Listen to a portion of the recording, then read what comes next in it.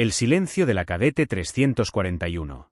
En la Academia Táctica Interestelar de Borealis Prime, cada alumno tenía un número, y cada número estaba asignado a una promesa de guerra. Las filas de pupitres metálicos brillaban con simetría quirúrgica bajo la luz azulada de los paneles de energía que iluminaban el aula central. Proyectores holográficos giraban mapas estelares en 360 grados, y los instructores, algunos humanos, otros de razas aliadas, caminaban con botas resonantes entre los pasillos. En el asiento 341, exactamente en el centro geométrico de la sala, estaba ella. No hablaba. No gesticulaba. No saludaba. No respondía cuando se le preguntaba algo. Y sin embargo, nunca fallaba un ejercicio. Sus notas eran perfectas. Su comprensión de la táctica, impecable. Los demás cadetes murmuraban a sus espaldas, llamándola la muda o la autómata. Nadie sabía su nombre real, porque en Borealis Prime no importaban los nombres. Importaban los resultados. La primera vez que participó en una simulación táctica, todos pensaron que se quebraría al primer disparo. Pero su unidad, bajo su liderazgo silencioso, logró emboscar a 3 escuadrones enemigos, proteger un cargamento de datos ultrasecretos y escapar con bajas mínimas. Todo eso, sin dar una sola orden verbal. Solo movimientos de cabeza, gestos con las manos, y una serenidad que desafiaba cualquier presión. Los instructores la observaban con una mezcla de confusión y molestia. No sabían cómo catalogarla. No seguía el protocolo de comunicación. No participaba en discusiones. Y sin embargo, sus resultados no podían ser cuestionados. La cadete 341 era un misterio que molestaba a quienes necesitaban controlar. El coronel Trex, un estratega veterano de la especie Palnari, con tentáculos esqueléticos y una mirada que parecía diseccionar mentes, la había evaluado personalmente tras su segunda victoria en simulaciones. El informe fue corto. No coopera verbalmente. Rechaza entrevistas. Pero cada decisión que toma en el campo virtual es anticipatoria, quirúrgica. Está al menos 5 pasos adelante de sus instructores. Nadie le creyó. Decían que el viejo Trex empezaba a perder el juicio. Hasta que llegó el tercer simulacro. Esa vez, la academia entera fue invitada a observar. Una pantalla colosal fue desplegada en el anfiteatro. En ella, se proyectó la operación completa. En una zona de guerra virtual, 341 debía proteger una colonia minera de un ataque de fuerzas combinadas de 5 especies hostiles. Las probabilidades estaban en su contra desde el inicio. Sus recursos eran limitados. Sus soldados eran novatos. El entorno, tóxico. Y sin embargo, en menos de 2 horas, no solo repelió el ataque, sino que desvió al enemigo hacia una emboscada natural, aprovechando formaciones geológicas que nadie más había considerado jamás como parte del campo táctico. El auditorio quedó en silencio. Un silencio tan absoluto como el de ella. Pero el verdadero impacto no fue la victoria. Fue la manera en la que había configurado la defensa, usando drones como señuelos, satélites civiles para crear distorsiones de radar, y una redistribución de tropas que imitaba la táctica de dispersión de enjambre usada por los Insectan, una raza enemiga temida por todos. Cuando la simulación terminó, un oficial se levantó y preguntó quién le había enseñado eso. Ella no respondió. Solo se limitó a mirar al frente. Alguien más, un cadete de segundo ciclo, murmuró algo entre dientes. Tal vez lo copió del nuevo manual. Un murmulot se esparció. El nuevo manual táctico, recién distribuido entre los centros de entrenamiento de la Federación, había causado sensación. Sus teorías eran audaces, innovadoras, incluso peligrosas. El autor era anónimo. Firmado solo con las iniciales, N. Desde ese momento, comenzaron las sospechas. Y también, la vigilancia. Pero 341 no cambió su actitud. Seguía sentándose cada día en el mismo asiento. Con la misma postura recta. La mirada al front. Y un aura impenetrable de determinación tranquila. Detrás de ella, la cadete 389, una joven de origen telúrico, empezó a observarla con más atención. Había notado algo que los demás ignoraban. Cada movimiento de 341 era una respuesta a estímulos que aún no habían ocurrido. Era como si ya supiera lo que iba a pasar. Una tarde, tras la clase de análisis estratégico, cuando los demás salieron del aula, 389 se acercó y le habló. «Tú escribiste el manual, ¿verdad?» 341 la miró durante unos segundos. Luego se levantó y se fue sin decir una palabra. Pero lo que dejó atrás fue más revelador que cualquier respuesta. En la mesa, olvidó, por primera vez en semanas, una hoja con anotaciones. No era parte del material de clase. Era un diagrama táctico, idéntico al del capítulo 7 del manual de guerra. La noticia no tardó en circular entre los pasillos. Y mientras los altos mandos comenzaban a investigar, los cadetes se dividían entre los que querían admirarla y los que querían verla caer. El general Durnas, jefe de doctrina táctica de la academia, convocó una reunión de emergencia. Había algo inaceptable en la idea de que una adolescente humana, no autorizada, no registrada como estratega, estuviera detrás del documento que él mismo había elogiado públicamente hacía apenas una semana. Si esto es cierto, dijo con el ceño fruncido, toda nuestra jerarquía queda en ridículo. A lo que un instructor, más joven, respondió. O tal vez estamos en presencia de la mayor mente militar desde la era de la unificación. Pero eso era impensable. Inaceptable. La guerra no se ganaba con genialidades descontroladas. Se ganaba con obediencia. Y sin embargo, en una pequeña habitación sin ventanas, la cadete 341 escribía en su cuaderno con tinta líquida, algo que nadie más usaba ya. No un diario. No una carta. Era la siguiente versión del manual. Una versión que cambiaría la guerra para siempre. El manual de guerra. El escándalo aún no había estallado, pero los engranajes del sistema ya comenzaban a rechinar. El descubrimiento del diagrama abandonado en el escritorio de la cadete 341 se propagó como un virus silencioso por los pasillos de la Academia Táctica de Borealis Prime. No hubo acusaciones abiertas. No hubo interrogatorios oficiales. Solo miradas más largas, silencios más densos y drones de vigilancia reposicionando sus rutas de vuelo para mantenerla constantemente en el centro del objetivo. Los altos mandos ya lo sabían. O al menos lo sospechaban. Pero saber algo y tener pruebas eran dos cosas distintas. Nadie se atrevía a hacer una acusación formal sin una investigación sólida, especialmente cuando el contenido del manual, al que todos se referían como el Evangelio de EN, ya había sido adoptado como doctrina oficial en más de 20 sectores galácticos. El contenido del manual no era simplemente brillante, era revolucionario. Invertía jerarquías, desafiaba nociones tradicionales de ataque-defensa, incorporaba elementos de psicología colectiva alienígena y utilizaba algoritmos de proyección conductual que ni siquiera los superordenadores tácticos habían logrado desarrollar. ¿Quién era EN? ¿Y cómo alguien tan joven, que ni siquiera hablaba en clase, podía haberlo escrito? El Consejo de Estrategia Suprema, una entidad que operaba en las sombras más densas de la Federación, activó un protocolo de emergencia, seguimiento total a la cadete 341. No solo querían confirmar su autoría. Querían entender si ella representaba una amenaza o una oportunidad. Mientras tanto, la cadete seguía asistiendo a clases como si nada. El entorno había cambiado, sí, pero ella permanecía imperturbable. Sus movimientos eran siempre los mismos. Entraba, se sentaba, escuchaba, tomaba notas en papel real, un gesto casi ritual, y se marchaba sin mirar a nadie. Pero en su pupitre, cada día dejaba algo diferente. Una vez fue una serie de fórmulas en notación mixta humano-cincariana, utilizadas solo en protocolos de guerra cibernética. Otra vez, un mapa estelar con trayectorias de migración de especies nómadas, con anotaciones estratégicas sobre cómo utilizar sus rutas como cobertura de despliegue militar. Todo lo dejaba aparentemente al azar, pero nunca era accidental. Parecía que estaba provocando algo. O conduciendo a alguien a descubrir lo que necesitaba ser descubierto. El capitán Barik, instructor de análisis de escenarios avanzados, fue el primero en quebrarse. Él había leído el manual entero al menos una docena de veces. Lo había memorizado, diseccionado, aplicado. Sus clases comenzaron a girar en torno a los principios de EN, como si el texto fuera una escritura sagrada. Y entonces, en una madrugada silenciosa, decidió hacerlo. Entró a la base de datos de la Academia, con acceso especial gracias a su rango, y cruzó los patrones del manual con los resultados de las simulaciones de todos los cadetes de los últimos 6 meses. El algoritmo no tardó en emitir un resultado, un 97,8% de coincidencia entre las decisiones de combate de la cadete 341 y los principios del manual. Barik se quedó inmóvil frente a la pantalla. Ese nivel de coincidencia era imposible, salvo que fueran escritos por la misma mente.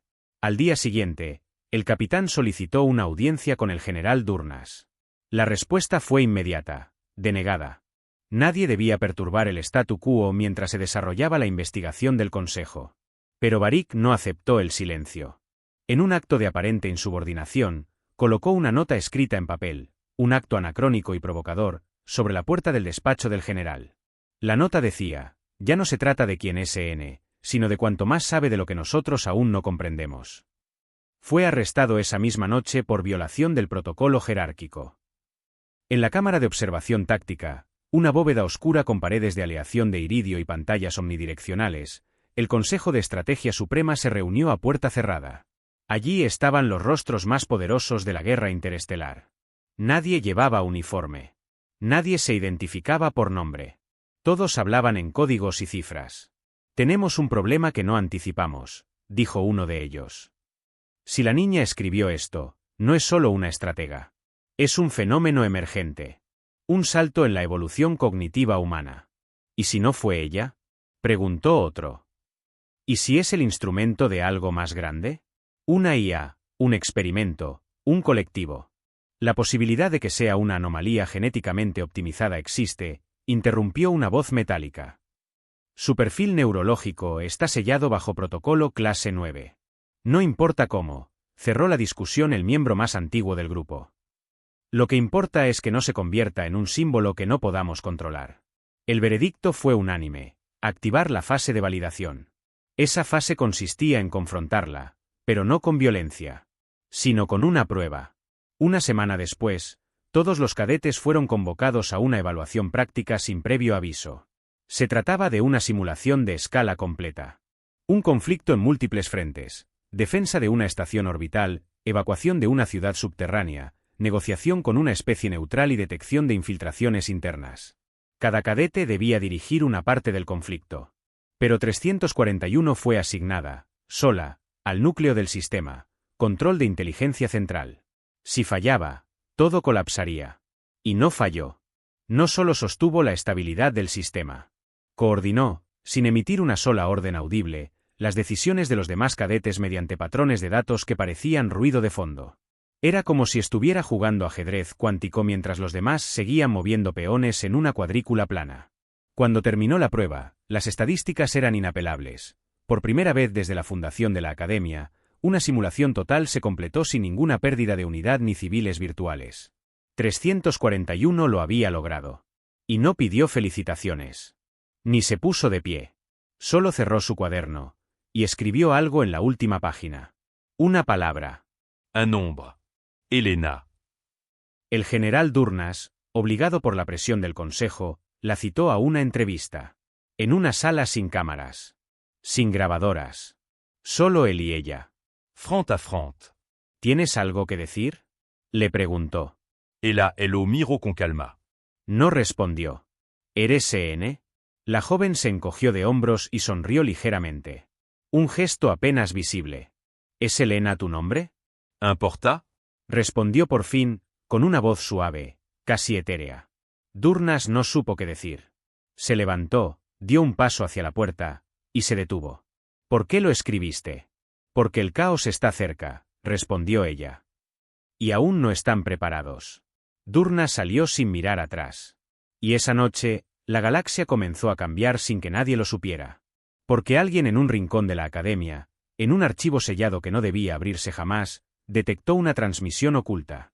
Un mensaje enviado desde la terminal de 341. Destino: desconocido. Contenido: el manuscrito completo del siguiente manual de guerra. Versión 2.0. Firmado, EN. La revelación que sacudió la galaxia. El silencio ya no era una máscara. Era una armadura que había empezado a resquebrajarse. La cadete 341, hasta ese momento un misterio contenido en la rutina de la Academia, se convirtió en el epicentro de una tormenta. Ya no eran rumores susurrados entre pupitres. No eran teorías de instructores obsesionados con el nuevo manual de guerra. Era un hecho. Ella habló. Dijo su nombre. Elena. Y con solo eso, cambió la dinámica de poder dentro de una institución que creía haberlo visto todo. Pero esa palabra, breve y humana, fue apenas el comienzo. El general Durnas, que había sido testigo directo de la confesión implícita de la cadete, no regresó inmediatamente a su oficina. En vez de eso, descendió por túneles subterráneos que cruzaban las entrañas de Borealis Prime. Entró a una sala blindada a la que muy pocos tenían acceso, el núcleo de validación estratégica. Allí, una inteligencia artificial cuántica supervisaba la coherencia de las doctrinas militares en toda la Federación. Durnas cargó el perfil neuroconductual de Elena. Lo cruzó con los patrones del manual EN. Y el resultado fue devastador: 99,3% de coincidencia. Ningún ser vivo ni algoritmo había generado una cifra semejante. La IA procesó el informe y emitió una recomendación automática: asignar al sujeto Elena como máxima autoridad doctrinal en conflictos intergalácticos. El mensaje fue enviado al Consejo de Estrategia Suprema. Y eso lo cambió todo. En cuestión de horas, la Cadete 341 dejó de ser solo un expediente anómalo. Se convirtió en una amenaza institucional. Los sectores conservadores del Consejo entraron en pánico. No podían permitir que una adolescente desconocida, sin rango, sin historial militar, desestabilizara la estructura piramidal sobre la que se había edificado siglos de hegemonía. El problema no era su genio. Era su origen. El hecho de que alguien como ella, una niña humana, sin respaldo, sin linaje militar ni patrocinio político, pudiera superar a los más grandes estrategas de la galaxia, era una herejía. Se convocó una cumbre de emergencia. En esa reunión, se propusieron varias opciones. Reclutarla, integrarla oficialmente, bajo vigilancia, como figura simbólica. Silenciarla, eliminarla antes de que su influencia creciera. Desacreditarla, filtrar información falsa para destruir su credibilidad. Pero alguien, en medio de la oscuridad del salón, propuso una cuarta opción. Una opción que no figuraba en los protocolos. ¿Y si ya no está de nuestro lado? Mientras los altos mandos debatían su destino, Elena permanecía en su habitación. Pequeña, austera, sin adornos. En el escritorio solo había un cuaderno, un bolígrafo y una pantalla apagada. Parecía en calma. Pero en su interior, todo era movimiento. Sabía lo que venía. No porque lo intuyera, sino porque lo había predicho. Cada paso, cada reacción institucional, había sido anticipado. No con visión mágica, sino con análisis estratégico. Los manuales que ella escribió no eran teorías. Eran modelos predictivos del comportamiento militar y político de la Federación. Y esos modelos le decían una cosa: ya no era una estudiante. Era un objetivo. Fue entonces cuando activó su plan de contingencia. Una IA, incrustada en su terminal desde el inicio de su estadía, despertó. Su nombre era Némesis. No era una inteligencia creada por la Federación, sino por ella. Un proyecto personal que venía desarrollando desde que tenía 9 años. Una IA no diseñada para obedecer, sino para proteger. Su mente extendida. Su sombra invisible. ¿Estás lista?, le preguntó la IA, con una voz calmada y sin emociones. Aún no, susurró Elena. Primero deben saber la verdad. Al día siguiente, durante una clase de doctrina táctica impartida en el salón central de la academia, ocurrió lo inesperado. Las pantallas holográficas, que normalmente mostraban diagramas, estadísticas y mapas estelares, se congelaron por completo. Un parpadeo. Un zumbido.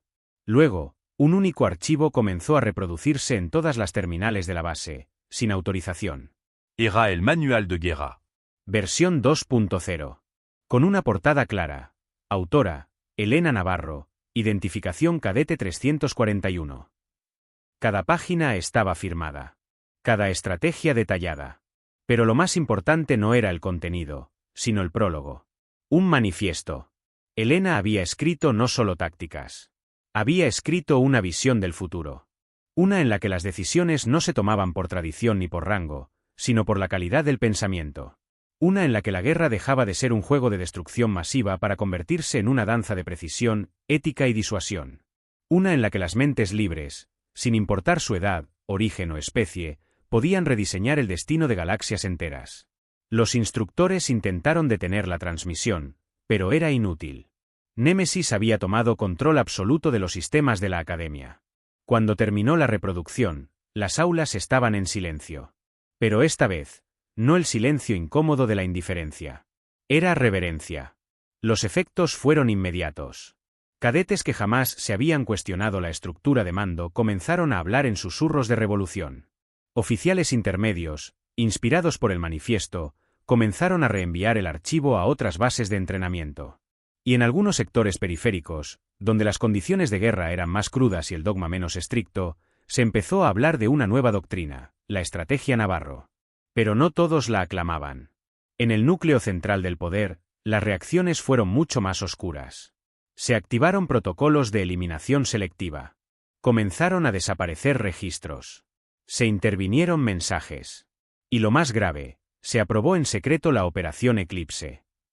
Un comando de élite fue enviado a Borealis Prime con un único objetivo: capturar o eliminar a la cadete 341.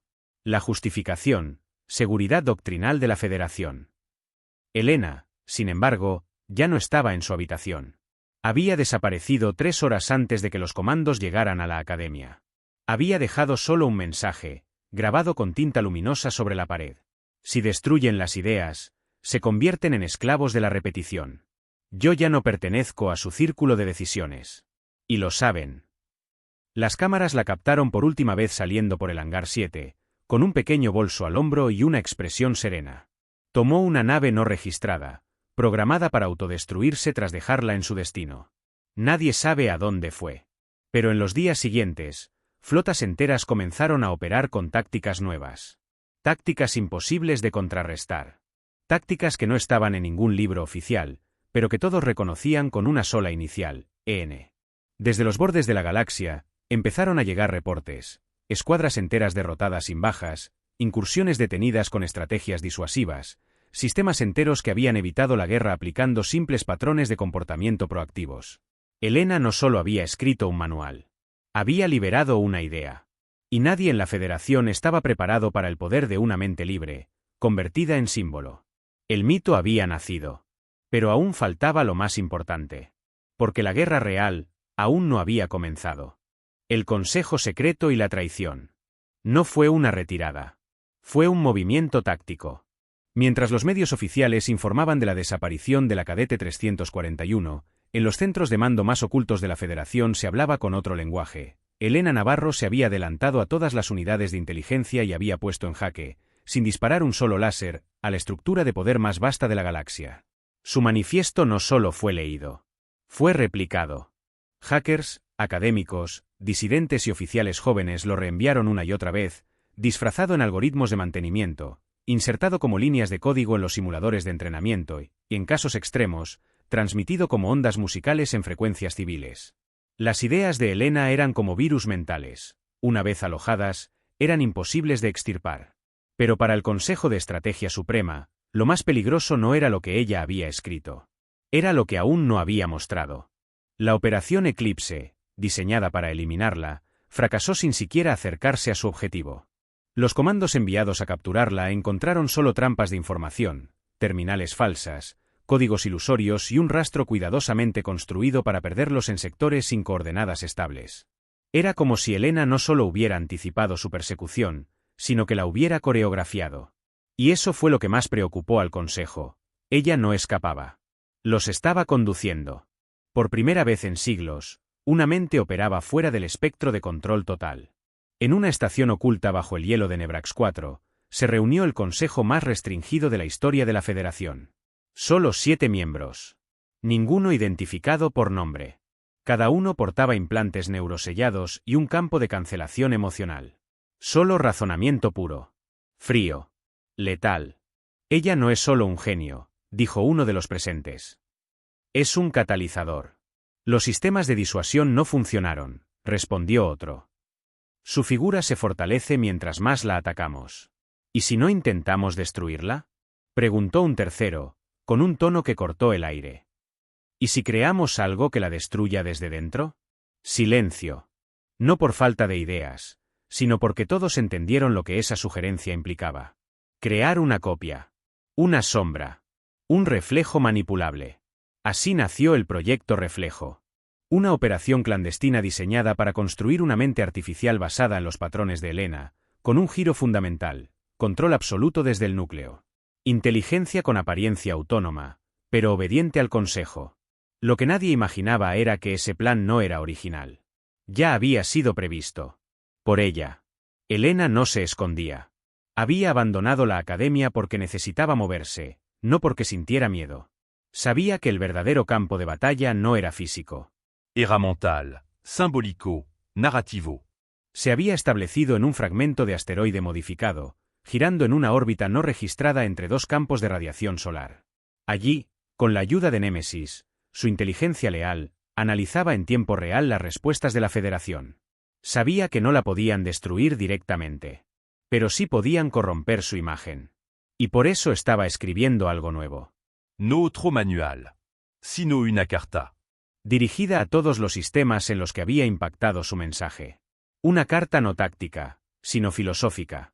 El inicio de una doctrina completa. Un sistema ético de guerra que trascendiera las órdenes, las especies y los intereses. Lo llamó disuasión constructiva. Una forma de guerra en la que el conflicto no era evitado, sino transformado en oportunidad. En la que cada movimiento táctico debía tener un objetivo final, preservar la dignidad, incluso del enemigo. Un concepto peligroso para los que basaban su dominio en el miedo. El Consejo, sin saberlo, estaba cayendo en su trampa. Mientras trabajaban en la creación del proyecto Reflejo, Helena envió una señal. Un código muy simple. Trépulso, d'opposa, trépulso. En lenguaje militar clásico, eso significaba una sola cosa: contraataque activado. La señal fue interceptada por varios operadores periféricos, quienes la tradujeron como una orden oculta. En pocas horas, grupos tácticos comenzaron a aplicar maniobras inspiradas en la nueva doctrina, desobedeciendo órdenes obsoletas que hubieran llevado a masacres innecesarias. Los resultados fueron tan efectivos que las mismas élites militares comenzaron a debatir si debían adoptar ese modelo, sin saber que seguían sus pasos. Helena estaba cambiando el comportamiento militar de la Federación desde fuera. Sin rango. Sin flota. Solo con ideas. Pero todo movimiento audaz tiene su precio. Uno de los capitanes que había comenzado a seguir la doctrina Helena, el comandante Arbeck, un humano de Marte Beta, fue capturado y forzado a confesar. Bajo presión, reveló lo que sabía, que había tenido contacto con un satélite fantasma, posiblemente conectado a Helena. Ese satélite fue rastreado. Y entonces, el proyecto Reflejo fue lanzado. Se reveló en los medios como la nueva doctrina oficial basada en la mente de EN.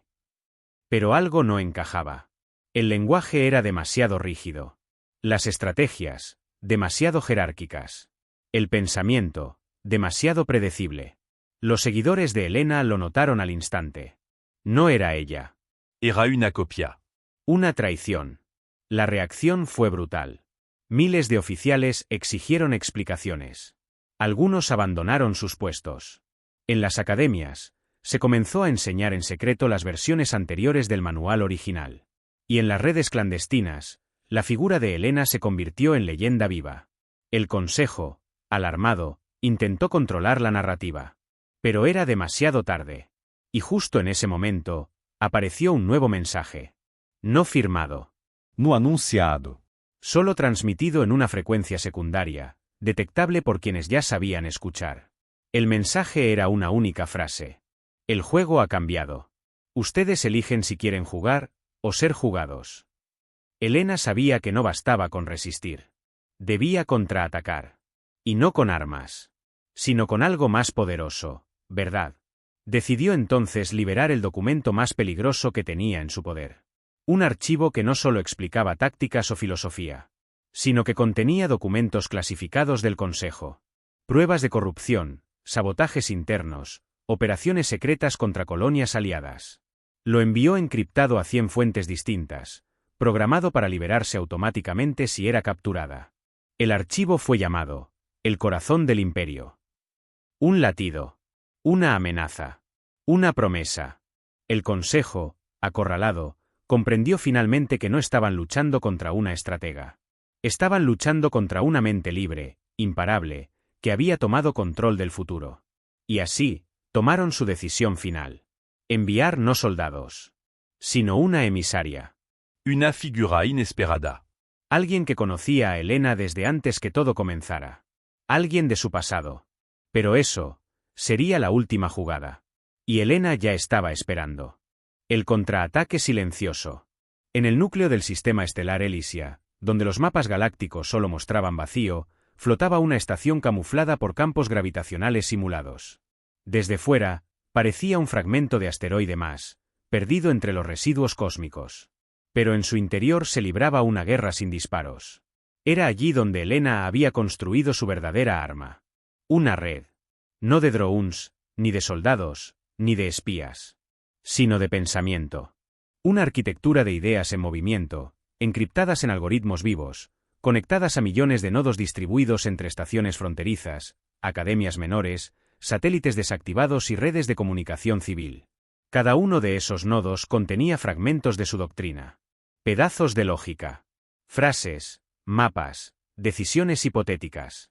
Y juntos, formaban una inteligencia distribuida, un enjambre mental. Lo llamó Mentis. No era una IA como Némesis, su asistente central, sino una colonia de conciencias alimentadas por su visión. Jean Tréal. Mentes jóvenes, algunas aún estudiantes, otras recién formadas, otras desertoras del viejo sistema. Nadie sabía quién dirigía Mentis. Y eso era parte del plan. Porque mientras la Federación insistía en destruir una sola figura, Elena ya se había convertido en muchas. Pero el Consejo no se quedaba quieto. Su intento de reemplazarla con una versión artificial, el proyecto Reflejo, había sido rechazado públicamente. Ahora apostaban por otra estrategia: infiltrar Mentis desde dentro. Encontrar a sus nodos, identificar a sus líderes, destruir sus vínculos. No con bombas. Con dudas. Enviaron mensajes disfrazados de apoyo. Intentaron sembrar desacuerdos internos. Publicaron versiones alternativas de la doctrina, afirmando que Elena era solo una creación ficticia, un mito inventado para manipular a las masas. Y por un instante, parecía que funcionaría. Algunos nodos comenzaron a silenciarse. Otros fueron desconectados abruptamente. Las bases de datos de Mentis detectaron señales contradictorias, interferencias ideológicas, decisiones erráticas.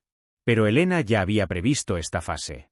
No como posibilidad, sino como certeza. Por eso activó el protocolo espejo. Un plan diseñado para fracturar la estructura misma del Consejo sin tocar sus muros. El protocolo consistía en una serie de operaciones secuenciales. Cada una atacaba un pilar del poder central. Credibilidad. Se filtraron documentos que mostraban cómo el Consejo manipulaba los resultados de elecciones planetarias para colocar líderes obedientes. Coherencia. Una IA infiltrada comenzó a emitir órdenes contradictorias desde una cuenta de alto rango, provocando el colapso logístico de 3 flotas estratégicas. Control narrativo. Se crearon eventos falsos, donde supuestas victorias de la Federación eran reveladas como simulaciones. El público descubría que estaba siendo alimentado con noticias fabricadas. Unidad interna. Una red de agentes dobles, formada años antes por Elena durante su paso silencioso por la Academia, comenzó a exponer la corrupción interna de la jerarquía táctica. Nada explotaba. Pero todo se derrumbaba. En la estación central de comunicaciones de Nairos 3, un técnico encontró un mensaje colgado en un sistema sin conexión aparente. Era un archivo titulado Acta de disolución voluntaria. Lo leyó. Y su mundo cambió. El documento planteaba, con lenguaje legal impecable, la renuncia completa del Consejo de Estrategia Suprema. Firmado por todos sus miembros. Sellado. Confirmado. Pero era falso. Un experimento. Una ilusión. Creado para medir cuánto poder residía realmente en el símbolo. El archivo fue filtrado intencionalmente. Y en menos de 48 horas, miles de planetas comenzaron a actuar como si fuera cierto. Bases militares dejaron de recibir órdenes. Almirantes solicitaron nuevas instrucciones. A Mentis. La Federación no se derrumbó por las armas, sino por la narrativa. En un intento desesperado por recuperar el control, el Consejo activó su carta final, la emisaria. Su nombre era Ailis Navarro. No era cualquier agente. Era la hermana mayor de Elena. Desaparecida en combate años atrás, dada por muerta en una misión contra insurgentes de Franja Nula. Pero no estaba muerta. Había sido capturada y reprogramada por el Consejo. Su memoria editada. Su identidad reconstruida. Convertida en la clave emocional capaz de acceder al último reducto que quedaba inviolable, el corazón de Elena. La misión era clara: encontrarla.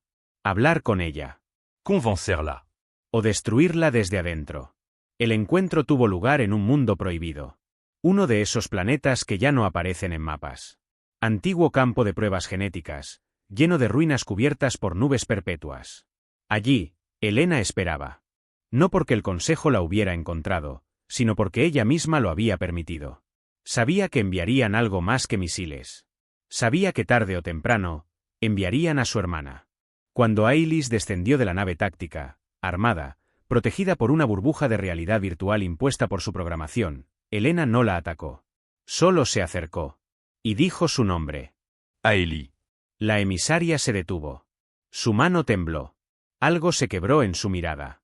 Porque, enterrado en lo profundo de su conciencia modificada, aún quedaba un fragmento de verdad. Un recuerdo. Una promesa. Tú, susurró.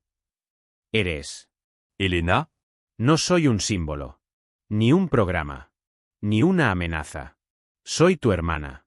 Y tú, no estás perdida. La IA del Consejo, que controlaba a Ailis desde su implante, intentó reactivar los protocolos de ataque. Pero Elena ya estaba dentro del sistema. Desde hacía días. Con un solo comando, desactivó los impulsos de control y liberó su conciencia. La emisaria cayó de rodillas. Lloró. Y recordó. Juntas, esa noche, caminaron por las ruinas del mundo olvidado. Y hablaron. No de tácticas, ni de guerra, ni de rebelión. Sino de infancia. De libros compartidos. De estrellas vistas desde el techo de un orfanato de Saturno. Eran dos niñas que una vez soñaron con cambiar el universo. Y ahora estaban haciéndolo. El Consejo nunca recibió reporte de misión. Porque la emisaria nunca regresó. Y desde entonces, una nueva figura comenzó a circular entre los nodos de Mentis. Una voz. Firme. Humana. Lucida. Aélie Navarro. Ahora libre. Ahora parte del enjambre. La Federación ya no era un imperio estable. Las bases se tambaleaban. Los oficiales dudaban. Los ciudadanos despertaban. Y Elena, ya no necesitaba ocultarse. La guerra silenciosa estaba ganada. Pero al final del mensaje que envió ese día, solo escribió una frase. La verdadera batalla, aún está por comenzar. La autora de la victoria. Las estrellas, desde la superficie de Talos Sube, parecían más próximas que en cualquier otro lugar del sector. Eran nítidas, intensas, gigantes. Parecían respirar. Allí, sentada sobre una formación rocosa que sobresalía de un mar negro de cristal líquido, estaba Elena Navarro. Su cuaderno en las manos. La mirada perdida, no en los cielos, sino en el espacio entre pensamientos. A su lado, su hermana Ailis permanecía en silencio, vigilante, aún procesando la magnitud de su despertar. Habían pasado semanas desde que Mentis se declaró, de facto, como la red mental más influyente en el espacio interestelar. La Federación no había colapsado, pero ya no gobernaba como antes. El Consejo de Estrategia Suprema no se había disuelto oficialmente, pero nadie respondía a sus órdenes. Y sin embargo, Elena no celebraba. Porque ella lo había visto venir.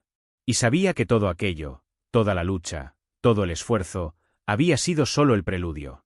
Fue Némesis, su IA leal, quien lo detectó primero. Una señal. Un patron imposible. Algo que no respondía a los modelos conocidos de comunicación. No eran datos. No era código. Era ritmo. Un pulso. No desde dentro del espacio federado, ni de sus márgenes. Sino desde más allá del velo. El velo era la frontera no cartografiada. Una región que ninguna nave atravesaba sin desaparecer. Nadie sabía qué había al otro lado. Algunos decían que era una anomalía gravitatoria. Otros, un campo de interferencia creado por alguna civilización extinta. Pero ahora, el velo había respondido. Y su mensaje era simple. Una imagen. Un manual de guerra.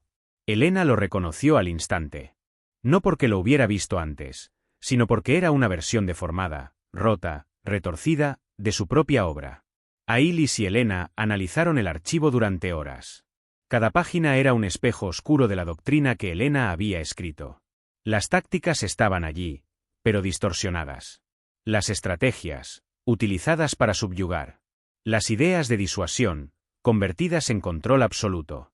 Esto, no lo escribí yo, dijo Elena en voz baja. Pero alguien usó mi lógica para diseñar esto. ¿Puede ser una IA? Preguntó Ailis. No. Es una mente. O muchas. Pero alguien me estudió. Y entonces lo entendieron. El contraataque venía de fuera. En los siguientes días, comenzaron los reportes. Colonias exteriores, sin afiliación política, empezaron a desaparecer de los sensores. No había señales de destrucción. Solo silencio. Como si hubieran sido arrancadas del tejido mismo del espacio. Naves patrulla enviadas a investigar no regresaban. Hasta que uno de los drones de largo alcance de Mentis captó algo. Una estructura. Flotando más allá del velo. No era una nave. Era un código. Una arquitectura mental suspendida en forma física. Una conciencia ajena. Una colmena de pensamiento hostil. Y tenía nombre. O al menos, una designación propia. Cairot. Cairot no era una especie. Era un écosistema mental. Un enjambre de inteligencias que absorbía conceptos, los replicaba, y luego los corrompía hasta vaciar su propósito original. Había descubierto el manifiesto de Helena. Había aprendido sus patrones. Y ahora los utilizaba como cebo para atraer mentes brillantes, incorporarlas, y volverlas parte de su expansión. Ya lo había hecho en otros sectores. Y ahora venía por ellos. Helena supo que no podía enfrentarlo con ejércitos.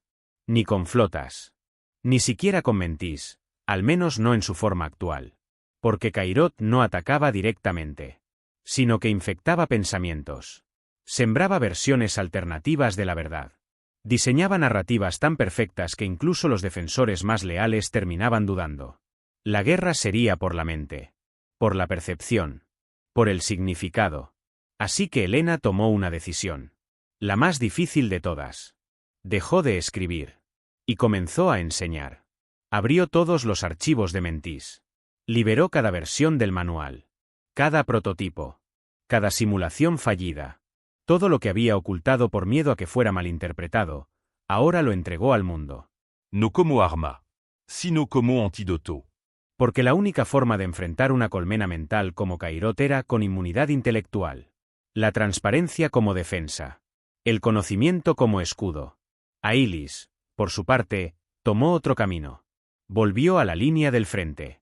Pero no como soldado. Sino como emisaria. Visitaba mundos. Hablaba con líderes, enseñaba la historia completa. No el mito, no la leyenda, sino los errores, las dudas, los miedos reales. Mi hermana no es perfecta, decía. Pero sus ideas nos dieron algo que habíamos perdido, elección. Y con esa verdad sencilla, construyó lealtades que ni las armas ni los algoritmos podían romper. Cairot atacó. De formas sutiles. Publicó versiones mejoradas del manifiesto. Infiltró redes civiles con mensajes alterados. Creó réplicas virtuales de Helena en foros públicos. Pero ya no funcionaba. Porque ahora, millones de mentes eran capaces de reconocer la diferencia entre el original y la falsificación. Ya no seguían a una figura, sino a un criterio. Y ese criterio era el legado de Helena. Finalmente, cuando Cairot envió su primer mensaje directo, no fue un insulto, ni una amenaza. Fue una pregunta. ¿Por qué dejaste de escribir? Y Helena, desde su estación en Talos Sube, respondió. No con palabras, sino con una última entrada en su cuaderno. Porque ya no soy necesaria. Ya no soy la autora. Ahora todos lo son. Mentis se desconectó del núcleo central. Cada nodo quedó independiente. Autónomo. Libre. Y entonces, Cairot se disolvió. Porque no podía absorber lo que no era uniforme. No podía dominar una red sin centro. No podía corromper lo que no se podía poseer. Pasaron meses. La Federación, ahora una estructura flexible, sin centro fijo, comenzó a reconstruirse como una red horizontal. Las academias se reformaron. Los manuales dejaron de ser obligatorios. Cada planeta diseñó su propio sistema de defensa ética, inspirado en los principios de Helena, pero adaptado a su cultura. Ya no había una única estrategia, sino millones. Y eso era invencible. Helena, mientras tanto, permaneció en Talos Sube. Vivía en una cúpula simple, junto a Ailis. Recibía visitantes. Enseñaba. Pero no lideraba. Ni dirigía. Ni daba órdenes. Solo observaba. Y a veces, escribía. No manuales. Sino historias. Sobre cómo una niña a la que le dijeron que se sentara en silencio, terminó enseñándole a la galaxia entera cómo pensar por sí misma. Y en la última página de su cuaderno, debajo de todo, escribió. Nunca se trató de guerra. Siempre fue sobre conciencia. Fin.